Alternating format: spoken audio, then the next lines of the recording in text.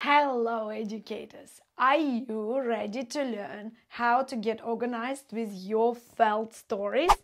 Here are my tricks. I have a lot of felt stories that are easy to lose and also sometimes they get mixed up. In order to stay on top of all my stories and remember what stories do I have and what stories I still can make or order or buy or introduce to children, I use those wonderful pockets. So as you can see, it's really easy to put anything in, but most of my stories are quite small. They have few puppets, and they all fit in this small pocket. On top of the pocket, I write the title, How the Birds Got Their Color. And that's a traditional Aboriginal story. And here are the puppets that are absolutely stunning, made by Fairy and Felt Creations, which I ordered specifically for my storytelling.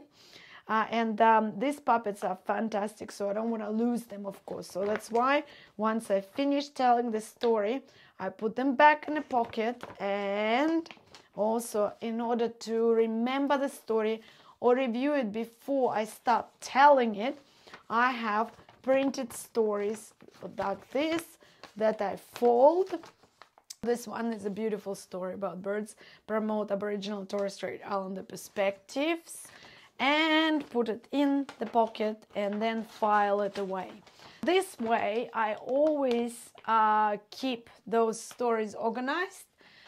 For example, these are two other stories, Peas Porridge Hot, and this one is Mary Mary Quite Contrary. I have more than 50 files like this one. If I have bigger puppets, I use A4 folders or pockets like this, and I use Sharpies to write with permanent marker the title of the story.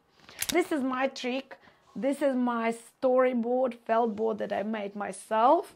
It's pretty easy to make, and about that, another video. Thank you for watching. Bye for now.